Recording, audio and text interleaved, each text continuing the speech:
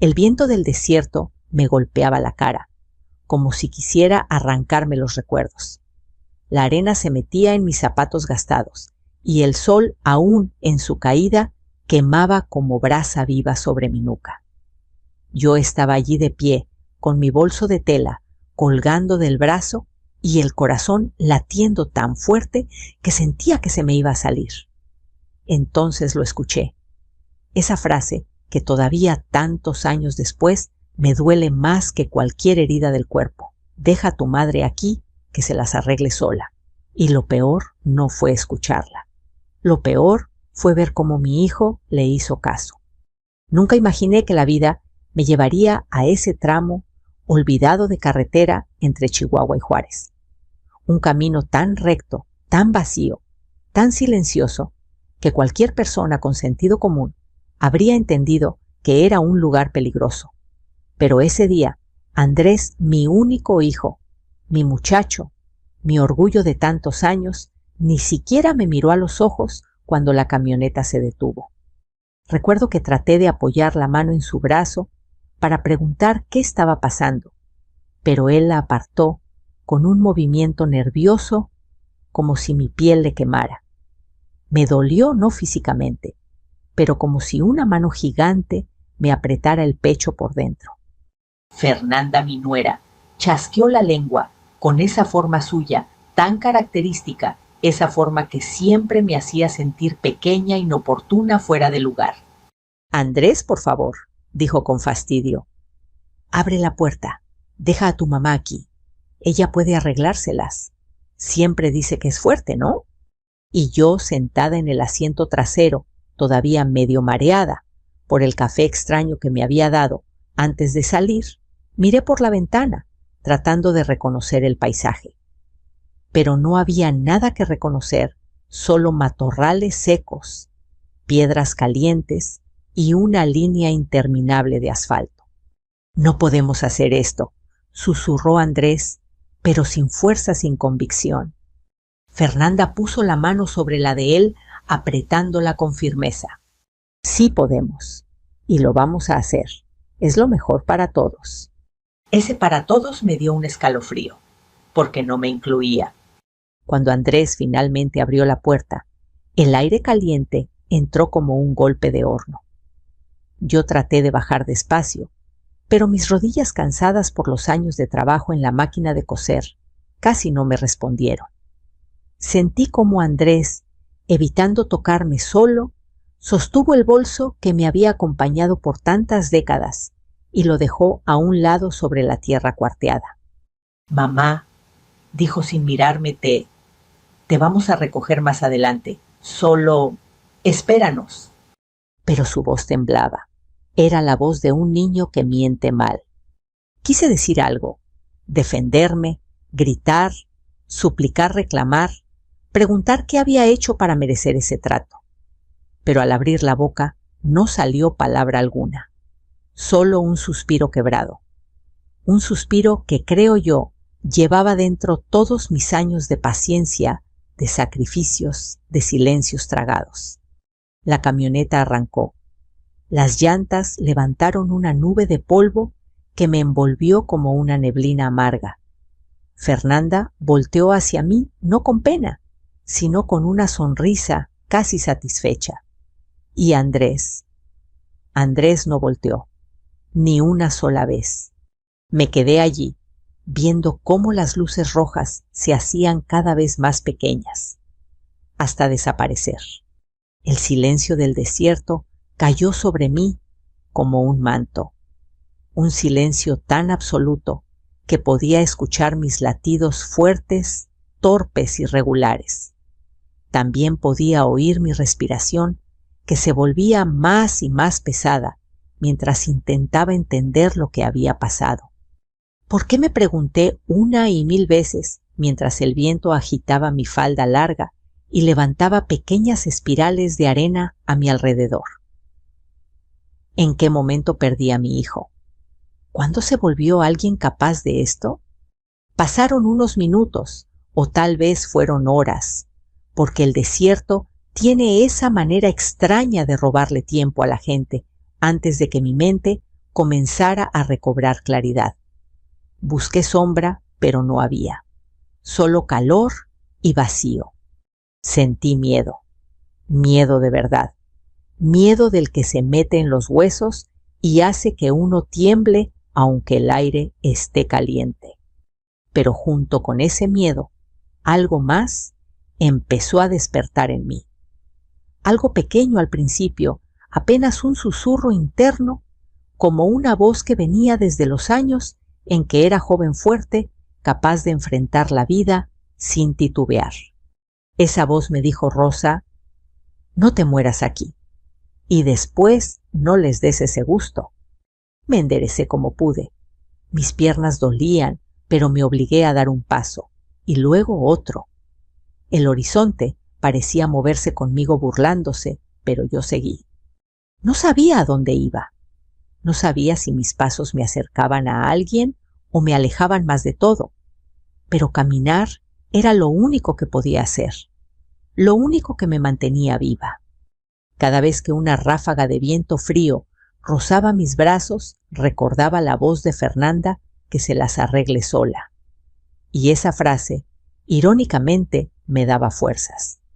El cielo empezó a oscurecerse. El desierto, ese mismo que quemaba horas antes, ahora parecía un animal enorme respirando frío sobre mis hombros. A lo lejos escuché un aullido. O varios. No quise pensar en lo que podría significar. Caminé hasta que mis pies parecían de piedra. El bolso se hacía más pesado cada minuto. Quise llorar, pero las lágrimas no salían. Era como si el desierto las hubiera absorbido también. Hasta que de pronto una idea me golpeó el pecho. Tal vez Andrés volverá. Tal vez se arrepentirá. Me detuve. Me giré hacia la carretera vacía. Esperé. 5 minutos. 10. 20. Nada. El viento respondió por ellos. Y entendí que esa noche oscura y larga, me tocaba sobrevivirla sola. Pero también entendí algo más. Si lograba salir de ese infierno, no volvería a ser la misma mujer nunca más. El recuerdo de aquella carretera desierta no nació de la nada. Como casi todas las tragedias, la mía empezó mucho antes en detalles pequeños, que parecían sin importancia. Si hoy cierro los ojos, puedo volver 3 años atrás a mi casita en Chihuahua, cuando todavía creía que el amor de un hijo era un techo que nunca se caía. Mi casa era chiquita, sí, pero era mía. Las paredes estaban llenas de fotos viejas santos y una virgencita de Guadalupe en la esquina. El piso de mosaico estaba gastado por los años, pero cada mancha tenía una historia. Cuando me sentaba frente a mi máquina de coser y sentía el pedal bajo mi pie, la artritis dolía menos. Ahí, entre hilos y telas, yo seguía siendo alguien útil. Habían pasado 15 años desde que mi Julián se fue con Dios. Con él compré esa casita ladrillo por ladrillo. Siempre decía: Rosa, mientras tengamos un techo propio, nadie nos va a poder correr del mundo. Quizá por eso me aferraba tanto a esas paredes. No eran solo cemento, eran la prueba de que alguna vez tuvimos sueños. Andrés creció ahí. Lo vi correr, con los rodillones pelados, dormir con la boca abierta, abrazado a un peluche sin ojos. Cuando tenía miedo, se metía a mi cama. Nunca te voy a dejar sola, jefita, me dijo una vez ya adolescente. Yo le creí. A los 40 años todavía venía a comer conmigo los domingos. Llegaba cansado de manejar autobuses con olor a diésel y sol, pero siempre traía un pan dulce y una sonrisa. Yo le servía caldo, frijoles, tortillas hechas a mano y escuchaba sus historias. Pensaba que así sería siempre él, yo, la casa, la mesa de la cocina. Ese domingo todo empezó a cambiar. Andrés entró distinto, como nervioso. Dejó el casco de la moto en un rincón y se quedó parado en la puerta. «Mamá», dijo, Hoy no vengo solo. Quiero presentarte a alguien. Mi corazón dio un brinquito, alegría y miedo mezclados. Una parte de mí se emocionó, otra se puso alerta. Fernanda entró con un perfume dulce pesado. Llevaba el cabello lacio, labios rojos y ropa sencilla, pero escogida con cuidado. Sus tacones sonaban sobre mi piso, como si estuviera marcando territorio. Mucho gusto, señora Rosa, me dijo sonriendo justo lo necesario. Andrés me ha hablado mucho de usted. Me limpié las manos en el mandil y se las tendí. Bienvenida, hija. Esta es tu casa. Lo dije de verdad. No quería ser la suegra mala de las novelas. Me prometí respetar el amor de mi hijo. Al principio Fernanda fue un encanto. Me elogiaba el guisado, me ayudaba a recoger la mesa, me preguntaba por mi salud. No parece que tenga casi 70 de veras, decía. Se ve fuerte. Y yo me dejaba querer por esas palabras. Andrés la miraba como si fuera la única luz del mundo. Pero hubo algo que me pinchó el alma. Fue cuando sus ojos recorrieron la sala, el sillón hundido, la televisión vieja, las cortinas que yo misma cosí. Sonrió, sí, pero los labios se le tensaron. Es una casa con mucha historia, comentó. Sí, respondí. Aquí crecimos todos. Ella asintió, pero en su mirada vi un cálculo frío. Un par de semanas después, Fernanda llegó con su mamá, doña Lidia, una mujer robusta, de cabello teñido de rojo y voz que llenaba la casa entera. «Para que pruebe, señora», dijo entrando sin esperar invitación. «Yo hago gorditas en el tianguis». Se sentó sin que yo se lo ofreciera y empezó a mirar a su alrededor sin disimulo. «¿Hace cuánto vive aquí?», preguntó, sirviéndose café ella misma. 40 años, respondí. «Desde que mi esposo y yo la compramos». «Uy, entonces esta casita ya vale buena lana», soltó con una risita. «Podría venderla y comprarse algo más moderno, ¿no?» Nunca había pensado en mi casa como dinero. Para mí era hogar. Andrés carraspeó queriendo cambiar de tema, pero Lidia siguió. «Yo tengo una conocida que vendió su casa vieja y ahora vive con la hija, más segura, con cámaras, portón eléctrico. Los viejitos ya no están para andar solos». Fernanda la miró con aprobación. «Yo le he dicho eso mismo a Andrés», añadió, «que sería mejor que todos viviéramos en un lugar más nuevo, más seguro, más cómodo para usted». Sus palabras sonaban dulces, pero me rasparon por dentro. «Estoy bien aquí», respondí, tratando de sonar tranquila. «Mis vecinos me conocen. Esta casa es lo único que tengo». Fernanda inclinó la cabeza como si me entendiera. «Precisamente por eso. Es su tesoro. Y un tesoro hay que cuidarlo». Lidia chasqueó la lengua. «El problema es que los adultos mayores se aferran. Luego pasan cosas, los asaltan, se caen, se enferman, y los hijos terminan con la conciencia sucia». Andrés, hasta entonces callado, habló al fin. «Mamá, no sería tan mala idea. Podríamos buscar una casa para los tres más cerca de mi trabajo. Tú ya no estás para estar batallando sola. Yo me preocuparía menos». Ese ya no me atravesó. Lo miré. En su cara vi al hombre, pero también al niño, que me juró no dejarme nunca.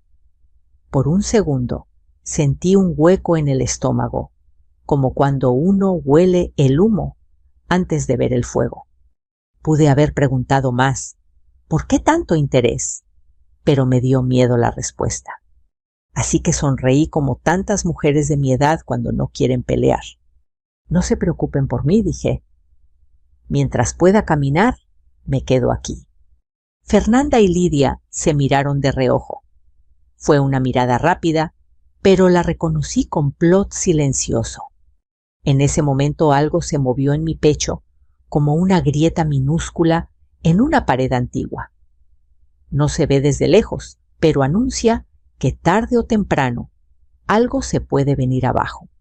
Lo que yo no sabía era que esa grieta Era el comienzo del camino que años después terminaría en aquella carretera donde mi propio hijo me dejaría sola. No fue de un día para otro. Las tragedias familiares rara vez llegan como un rayo.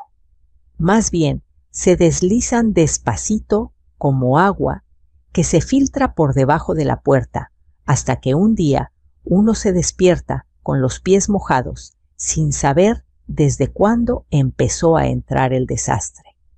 Fernanda y doña Lidia no volvieron a mencionar directamente la idea de vender la casa durante unas semanas, pero algo en el ambiente cambió.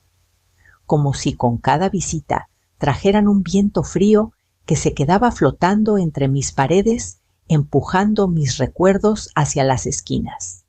La primera señal, y aunque entonces no lo entendí, hoy lo veo claro, fue cuando Fernanda empezó a meterse en mi rutina de una forma sutil, casi amorosa. Señora Rosa, esa bolsa de mandado ya está muy vieja, dijo un día, tomando la que yo usaba desde que Julián vivía. Déjela, yo le compro una nueva más moderna. La mía estaba deshilachada, sí, pero aún servía.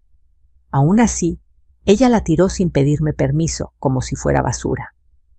Me quedé allí parada, frente al bote, sintiéndome ridícula por querer rescatarla. No era la bolsa, no, era que había sido mía. Después empezó a revisar lo que yo comía. Otra vez café, decía sirviéndose en mi cocina sin preguntar. Eso le hace daño a su presión. Mejor tómese esto. Y me daba unas pastillas sin marca envueltas en papelito. Yo tonta todavía confiaba. No imaginaba que su preocupación podía esconder un plan. Lidia, por su parte, no tenía el tacto de Fernanda. Ella era directa e invasiva. ¿Y esos papeles?, preguntó una tarde, entrando a mi recámara como si fuera suya. No debería tenerlos aquí. Los papeles importantes los debe guardar el hijo, no la mamá.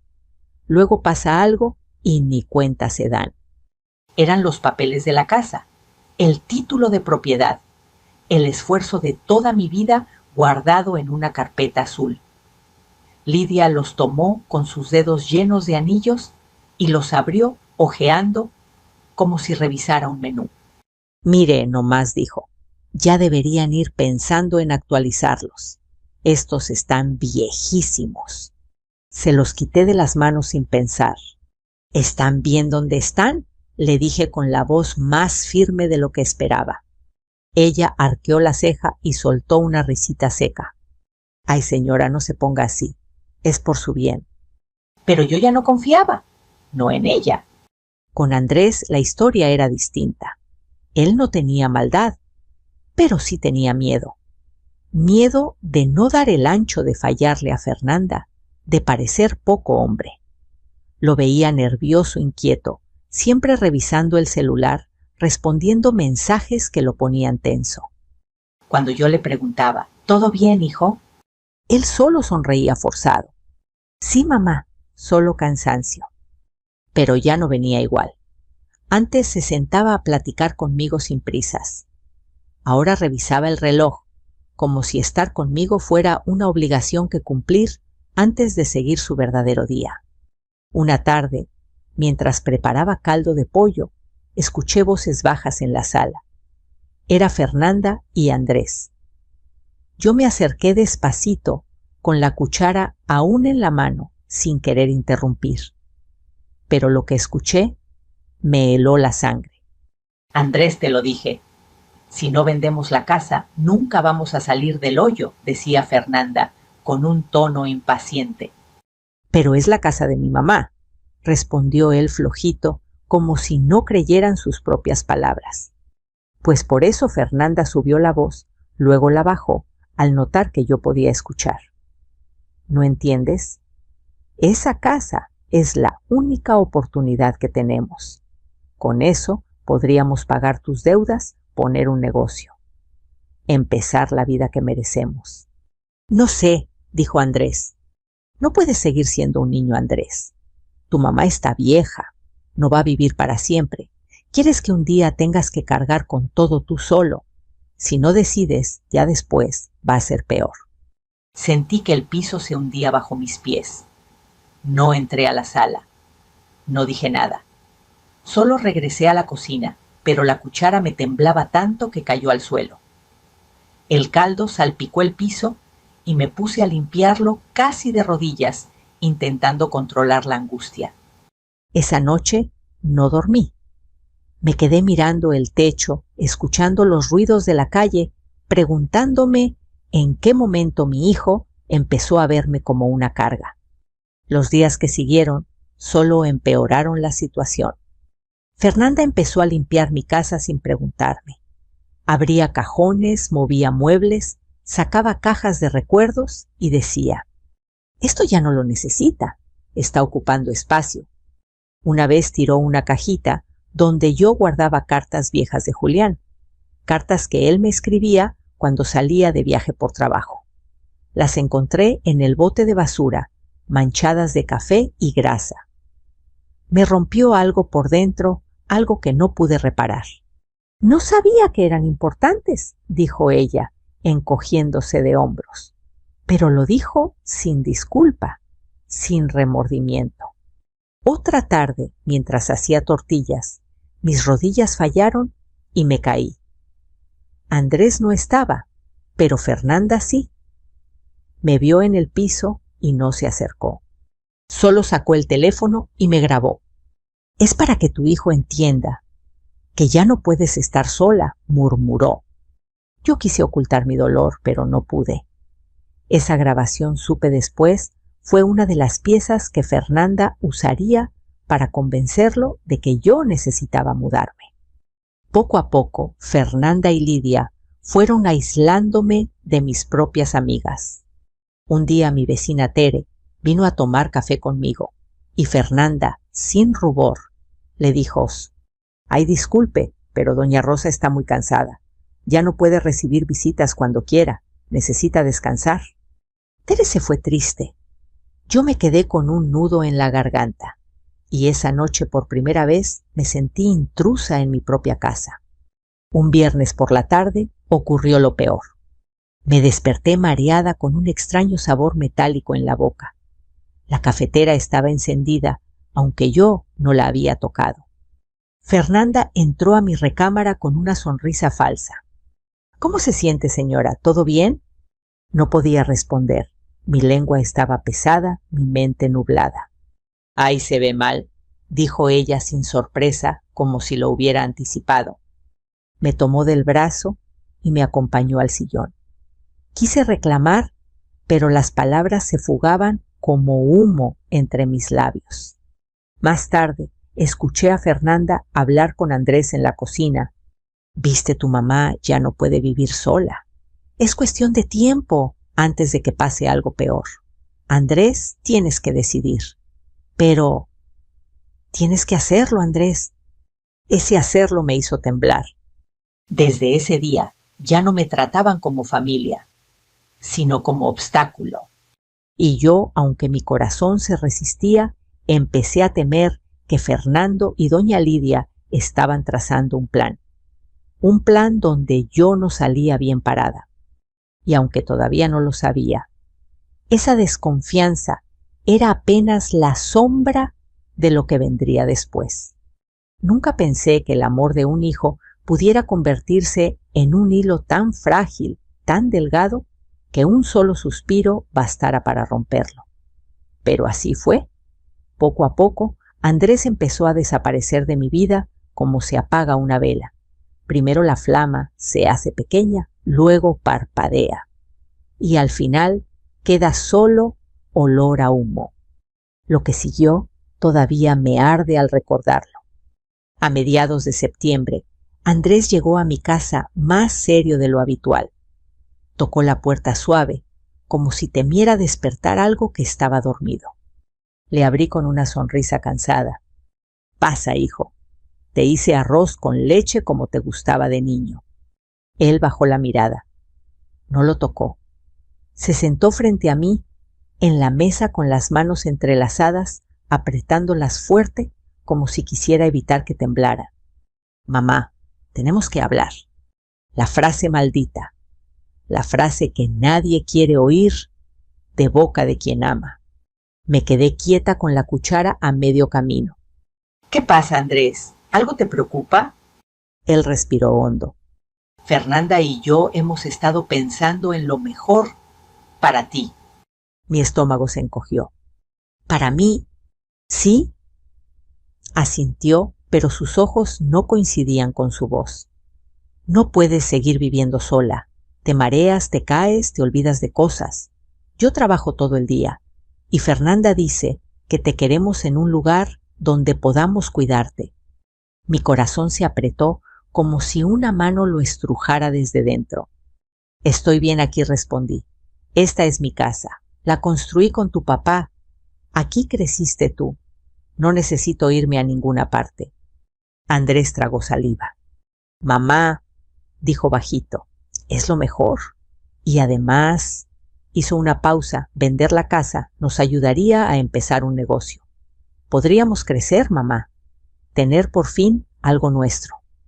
Ese nuestro dolió, porque yo, su madre, no estaba incluida.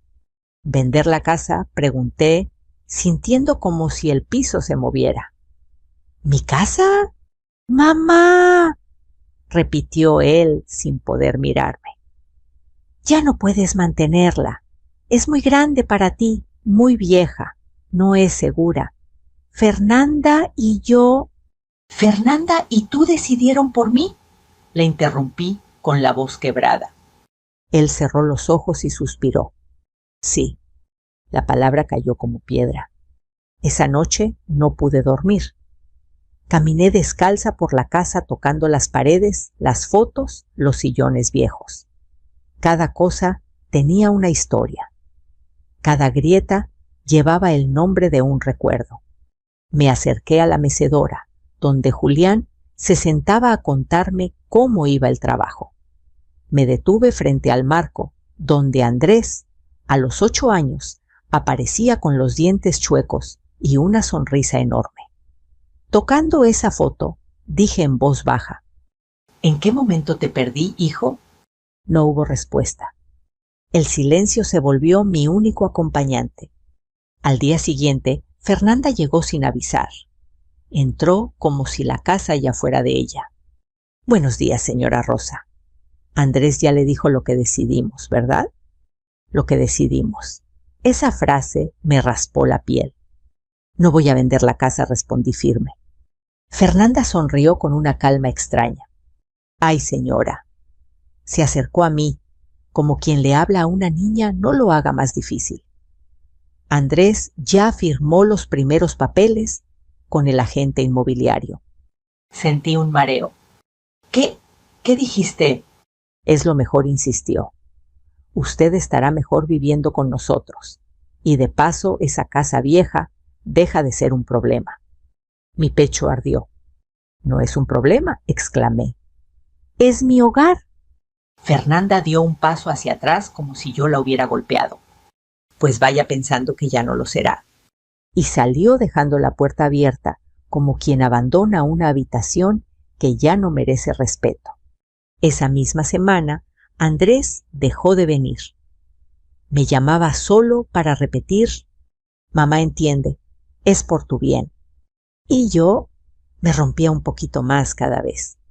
Soñaba con mi esposo con su mirada cálida, diciéndome que resistiera. Pero incluso al despertar, la soledad era un peso en mis hombros. Hasta que un viernes, justo al anochecer, Fernanda y Lidia llegaron juntas. Entraron sin tocar. Yo estaba doblando ropa en la sala cuando Lidia dijo: Señora, hoy nos llevamos unas cosas. Andrés dice que será más fácil si empezamos a empacar desde ya. ¿Empacar?, pregunté. ¿Por qué? ¿Para qué? Fernanda me miró con lástima fingida. Mañana nos vamos, señora. Usted viene con nosotros. El mundo se detuvo. Yo no me voy a ningún lado. Fernanda suspiró cansada. Andrés no necesita que usted lo apruebe. Ya decidió. Y si quiere que él esté tranquilo, deje de oponerse. Esa noche lloré. no como una mujer mayor. Lloré como una niña. Lloré doblada sobre la cama que compartí tantos años con mi esposo, sintiendo que la vida me quitaba todo a la vez. Y entonces pasó algo peor. A medianoche escuché ruido en la cocina. Me levanté y encontré a Lidia guardando mis papeles de propiedad en una bolsa. «¿Qué está haciendo?», grité. Ella me miró sin vergüenza. «Asegurando el futuro de mi hija y mi yerno. Usted tranquila, no se va a arrepentir». Traté de quitarle la bolsa, pero me empujó. «Usted ya no puede manejar estas cosas», gritó. «Todo es por su bien». Fernanda llegó corriendo. «¿Qué pasa?». «Tu suegra se está poniendo terca», respondió Lidia. «Agarra tus cosas. ¡Vámonos!». «¿A dónde?», pregunté temblando. Fernanda respondió con esa voz fría que años después escucharía en mis pesadillas, «a donde Andrés dijo, vámonos». Y sin más me tomaron de los brazos. Yo pataleé, grité, lloré, pero ellas eran dos y yo solo una mujer cansada. Me subieron a la camioneta mientras repetían, «Es por tu bien, es por tu bien, es por tu bien». Pero nada que se hace con fuerza puede ser por el bien de nadie. La camioneta arrancó. Yo no sabía hacia dónde me llevaba. No sabía que ese viaje terminaría en la carretera donde mi destino cambiaría para siempre.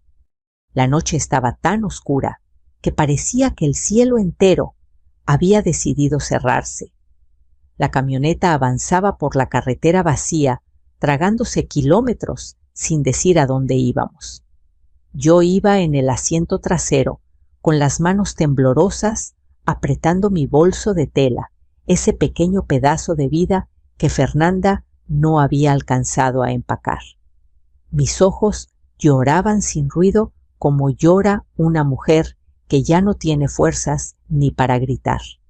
El motor rugía y cada vibración me hacía sentir más y más lejos de mi hogar, más lejos de mi hijo, más lejos de la vida que conocía.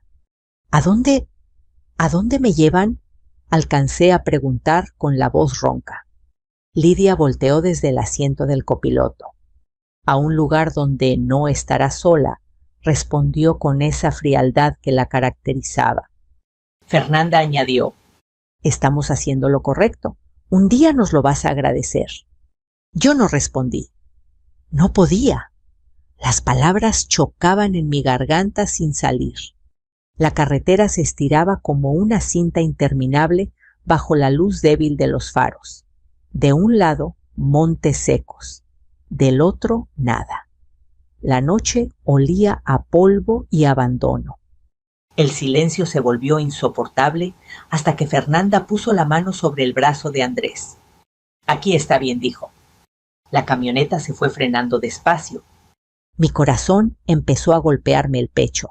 No podían estar pensando lo que yo temía. «Fernanda», balbuceé Andrés. «¿Qué están haciendo?». La camioneta se detuvo por completo. El viento del desierto silbaba como un espíritu triste. Fernanda se volvió hacia mi hijo. «Hazlo». Él no respondió. Tragó saliva. Miró al frente. «Hazlo ya», insistió ella apretándole el brazo. Andrés respiró hondo tembloroso. Entonces abrió la puerta. El golpe del aire frío me heló la piel. «Mamá, bájate», dijo sin verme a los ojos. La frase me atravesó el pecho como un cuchillo. ¿Qué dices, hijo? ¿Por qué? «Bájate», repitió, pero su voz sonaba como la de alguien que está siendo empujado al borde de un barranco. Fernanda soltó. «No te va a pasar nada. Solo necesitamos que entiendas que no puedes seguir aferrándote a esa casa. Cuando se te pase el enojo, hablaremos». Lidia añadió, «Eso, bájate un rato, respira, piensa, no es para tanto». Pero la noche decía otra cosa, la noche gritaba otra cosa. Yo me quedé pegada al asiento, el miedo me paralizaba. «No voy a bajarme», susurré. Fernanda bufó. Andrés, hazla bajar. Y entonces mi hijo, mi único hijo, se giró hacia mí y me tomó del brazo. No con violencia, pero sí con una firmeza que jamás había usado conmigo. Mamá, por favor, baja. Mi cuerpo se aflojó. Mi alma se rompió. Me bajé despacito sintiendo el piso duro bajo mis sandalias. El desierto olía a peligro. Andrés dejó mi bolso junto a mí. No lo hizo con cariño, no lo hizo con rabia, lo hizo como quien deja un paquete que ya no puede cargar. Regresen por mí, logré decir. Por favor. Fernanda respondió antes que él. Claro, no te vamos a dejar aquí toda la noche. Pero en su mirada había una sombra que contradecía cada palabra. La puerta se cerró, un golpe seco, un final. La camioneta arrancó. Las luces rojas se fueron alejando como brasas que el viento hace deslizar. Me quedé allí sola, en medio de un mundo sin sonidos, hasta que muy lejos escuché la última frase que Fernanda dijo antes de que desaparecieran. Que se las arregle sola. Y esa frase se quedó flotando en el aire, incrustándose en mis huesos. La noche avanzaba lenta, casi cruel. El frío empezó a filtrarse entre mi ropa, punzando mi piel como agujas invisibles.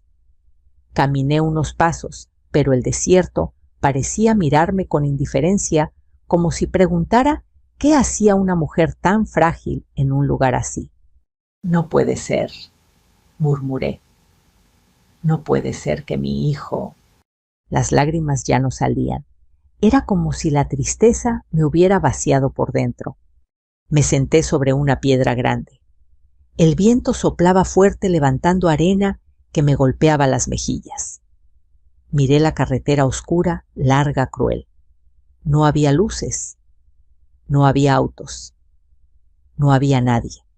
Solo yo y el eco de mi propia respiración.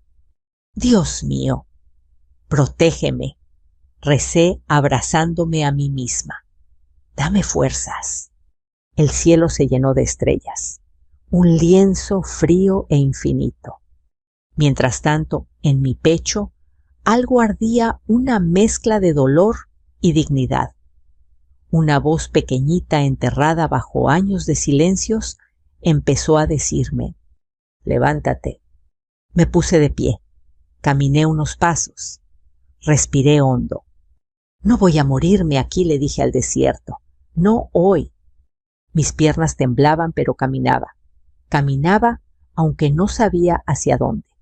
Caminaba aunque el miedo me mordía los talones. A veces escuchaba a lo lejos el aullido de un animal. Otras el silbido del viento que parecía llamarme por mi nombre. Pero seguía. Porque entendí en ese instante que la verdadera soledad no era la noche oscura, sino descubrir que el hijo que trajiste al mundo puede abandonarte. Y aún así, algo dentro de mí se negó a rendirse. Caminé por horas, arrastrando los pies, sintiendo cómo el cielo empezaba a perder estrellas y a volverse más azul, como si anunciara un nuevo día que yo no estaba segura de querer ver. Pero cuando la primera luz del amanecer tocó mis manos, supe que había sobrevivido. Que todavía quedaba algo de mí, algo fuerte, algo que ni Fernanda, ni Lidia, ni la cobardía de mi hijo pudieron quitarme. Mi voluntad de seguir viva. Y en el silencio del amanecer, mientras mis labios resecos murmuraban una oración, hice una promesa que cambiaría mi destino. Si salgo de esta, jamás volveré a ser la mujer que fui. Aunque aún no sabía que la vida con todos sus giros inesperados no había terminado conmigo. Apenas estaba empezando. El amanecer no llegó como un milagro, sino como un susurro tímido que me encontró más muerta que viva. Mis piernas parecían de piedra, mis labios estaban partidos y mis manos temblaban sin control. Pero seguía caminando. Nadie me lo pidió Nadie me ayudaba, nadie esperaba mi regreso. Sin embargo, caminaba porque algo dentro de mí, algo tan viejo como la voz de mi madre, insistía en que seguir avanzando era la única forma de no desaparecer en ese desierto que había querido tragarse mi historia. El cielo comenzó a teñirse de naranja y rosado. Cada rayo de luz parecía empujar un poquito más la oscuridad que llevaba haciéndose nido en mi pecho. Después de horas sin rumbo, vi a lo lejos una pequeña construcción, un puesto abandonado, quizás usado alguna vez por camioneros. Tenía un tejado a medio caer y unas paredes grafiteadas, pero era un lugar real, tangible, un trozo del mundo que no quería matarme. Me acerqué con pasos cortos arrastrados. El viento me golpeaba la espalda como queriendo regresarme, pero no más retrocesos. Me senté bajo el tejado roto, respirando despacio. La sombra era poca, pero suficiente para no quemarme viva. Mi voz salió ronca, raspada. Gracias, Dios mío, gracias. Cerré los ojos y dejé que el silencio se convirtiera en un bálsamo. Después de toda la violencia emocional, toda la traición, todo el abandono, ese pequeño pedazo de sombra se sintió como un abrazo. No sé cuánto tiempo pasó, minutos, tal vez una hora, hasta que escuché un sonido, un motor. Mi corazón dio un vuelco. Quise levantarme, pero mis piernas no respondieron. Entonces levanté la mano débilmente. Una camioneta vieja y polvorienta se acercaba. No era la de Andrés. Esa yo la habría reconocido aún en sueños. Esta era más grande, más ruidosa, con un par de llantas gastadas a punto de rendirse. El vehículo frenó. De él bajó un hombre moreno, de unos 50 y tantos años, bigote espeso, camisa vaquera, desabotonada en el pecho. Señora, dijo alarmado, ¿está usted bien? Quise decir que sí, que no quería molestar a nadie, que estaba bien, pero cuando abrí la boca solo salió un gemido. El hombre corrió hacia mí. ¡Ay, bendito! ¿Qué le hicieron? ¿Qué hace aquí sola? Me ofreció agua de una botella. El primer trago me quemó la garganta, pero fue un dolor bueno, un dolor que te dice todavía estás viva. ¡Yo! Traté de decir, me dejaron. Mi hijo. Él frunció el ceño. No se preocupe, ahora dijo con firmeza, pero con ternura. Primero vamos a sacarla de aquí. Soy Mateo, vivo a unos 10 kilómetros de aquí. Mi esposa puede ayudarla. Mateo me cargó casi como si fuera una niña. Yo que toda mi vida había trabajado con las manos cocinado, cargado bolsas de mandado, criado un hijo. Me sentí ligera. Vulnerable sí, pero también cuidada. Algo que no sentía desde que Julián vivía. Me acomodó en la cabina de su camioneta y cubrió mis hombros con una manta vieja que olía a hogar. Aguante poquito, señora, me dijo mientras arrancaba. Ya va a estar bien. Y por primera vez desde aquella noche le creí a alguien. La casa de Mateo estaba lejos de la carretera principal, en un pueblito rodeado de mezquites y gallinas. Al llegar una mujer gordita, de cabello recogido y manos ásperas, se llamaba Carmen, salió corriendo al ver en qué estado iba. Virgen Santísima, ¿qué le pasó, Mateo? La dejaron tirada en el desierto, respondió él indignado. Probablemente su familia, pero no estoy seguro. Carmen puso una mano caliente en mi frente. Pobrecita. Pásenla adentro, vamos a darle caldito. Mateo trae más agua. El aroma del caldo llenó mis sentidos.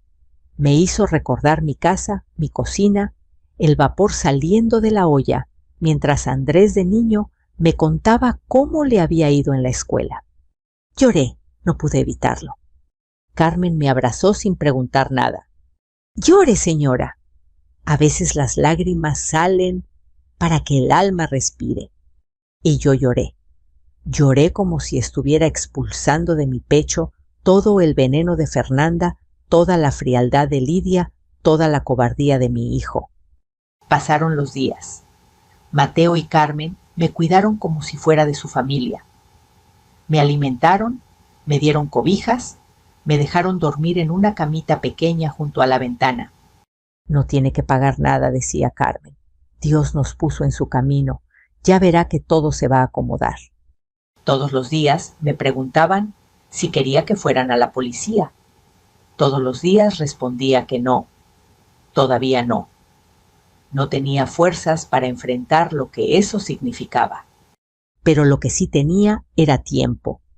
Tiempo para pensar, para sanar, para recordar quién era yo antes de que alguien me hiciera creer que no valía nada. Una tarde, mientras me cepillaba el cabello frente al espejo, me reconocí. Me vi. Vi mis ojos cafés, mis arrugas, mis manos marcadas por los años. Y pensé, Rosa, todavía estás aquí. Y con esa certeza, la fuerza comenzó a regresar, poco a poco, suave pero constante. Un día, mientras barría el pequeño patio de tierra, escuché la voz de Mateo. Señora Rosa tiene una llamada. ¿Una llamada para mí? Mi corazón se apretó. Yo no había dado mi nombre a nadie, ni mucho menos el paradero. ¿Quién podría saber? Es un muchacho, dijo Mateo confuso. Dice que es su hijo. Sentí que el aire me abandonaba, que la vida suspendía su peso un instante. Caminé hacia el teléfono con pasos lentos. Tomé la bocina. Mi mano temblaba. Bueno. Hubo un silencio largo, y entonces escuché la voz quebrada que conocía desde que nació. Mamá, mamá, por favor, regresa. ¿Regresar? Susurré sin respirar. Él sollozó. Perdón, mamá, perdón, todo salió mal.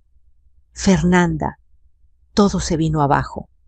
Sentí que un nudo se me atoraba en la garganta. Mamá dijo con voz pequeña, casi infantil. No sé qué hacer sin ti. Mi pecho se llenó de un dolor viejo, pero también de algo que no esperaba. Compasión, porque detrás de todo su error, su cobardía, su traición, seguía siendo mi hijo. La voz de Andrés siguió rota. Estoy arrepentido. Por favor, regresa. Miré la ventana. El cielo estaba limpio. La vida otra vez me estaba poniendo en un cruce de caminos. Y yo sabía que lo que dijera a continuación decidiría no solo mi futuro, sino el de mi hijo. Tomé aire y finalmente respondí.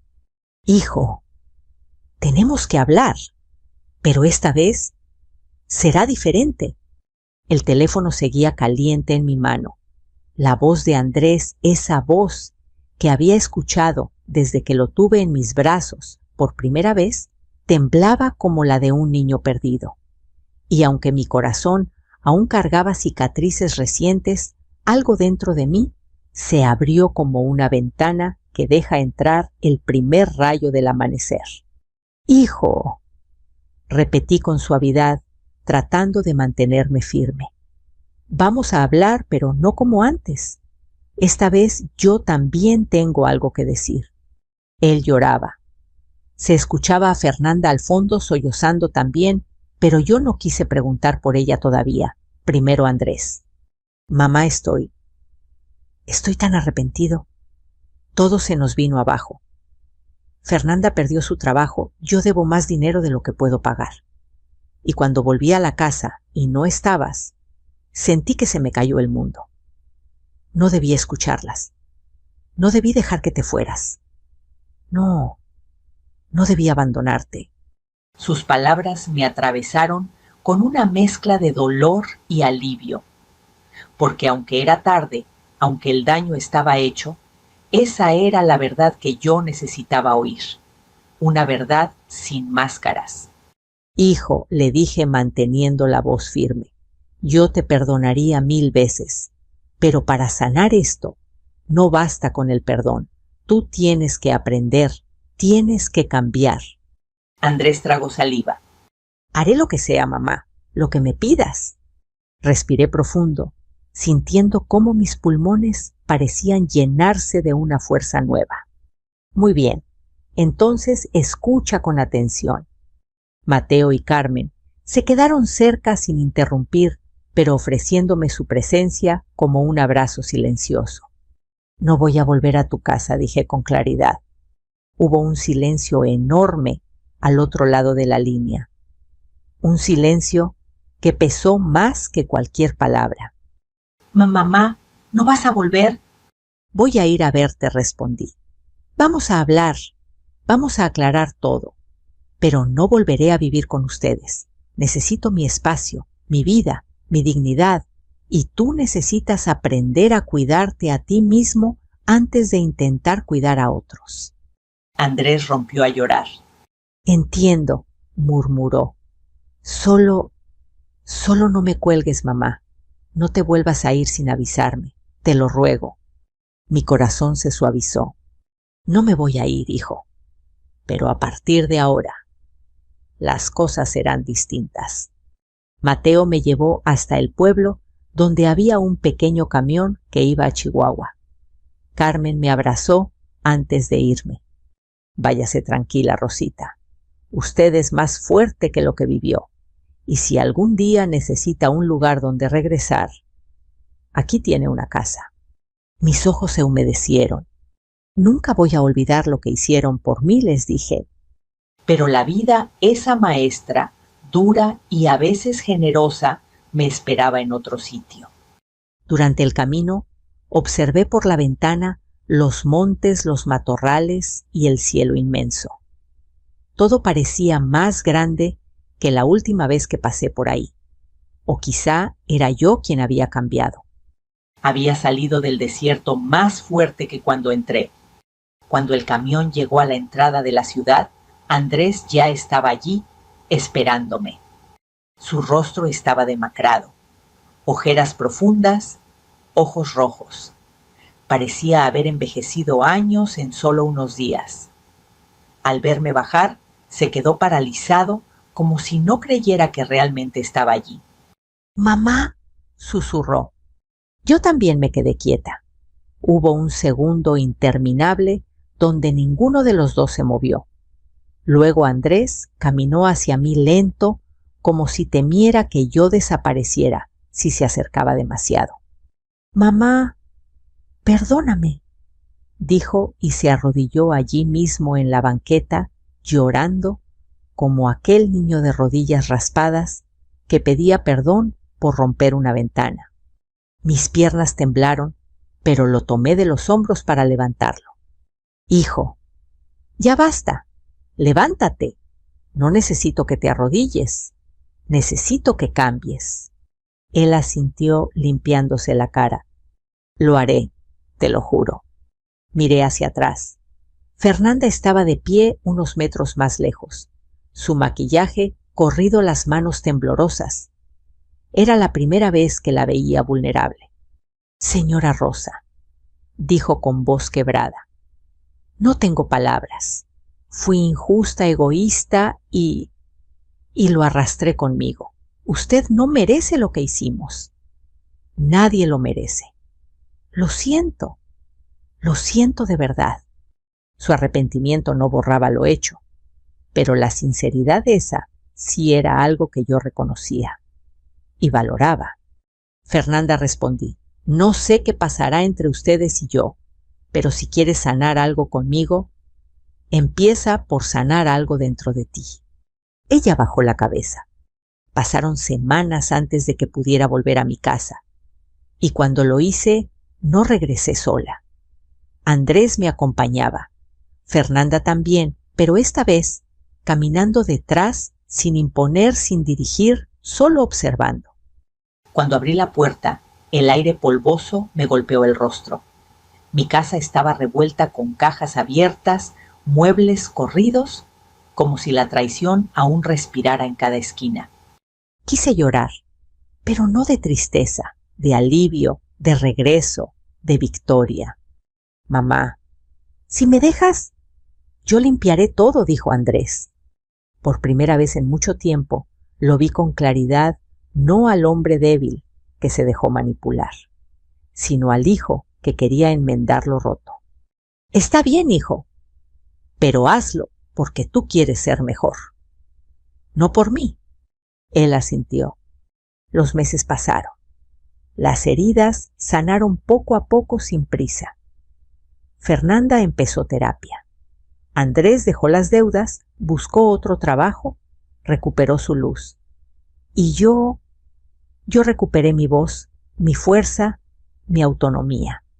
La casa volvió a estar llena de vida, olor a café por las mañanas, el sonido de mi máquina de coser, las visitas de mis vecinas que por fin regresaban sin miedo.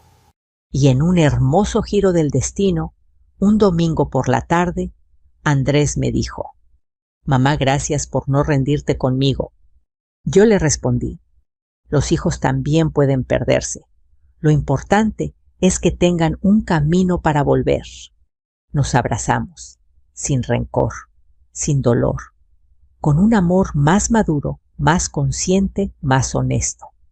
Porque al final, las traiciones pueden doler, pero también pueden construir algo nuevo, un corazón más fuerte, una vida más sabia, un vínculo más real. Y si tú que estás escuchando esta historia, alguna vez has sentido que te abandonan, que te fallan, que te dejan en mitad de un desierto emocional, recuerda esto: no estás sola. Tu valor no depende de quien te traiciona. Siempre hay un camino para renacer. Y lo más importante, cuando uno se levanta, la vida también se levanta contigo. Gracias por acompañarme en esta historia. Me encantaría saber desde dónde me escuchas, qué parte te tocó el corazón, y si quieres seguir viviendo estas historias llenas de vida, de dolor, de esperanza y de renacer. Déjame un comentario abajo, comparte esta historia con alguien que necesite escucharla. Y no olvides suscribirte para que no te pierdas ninguna de nuestras historias de cada día. Sigamos este camino juntos.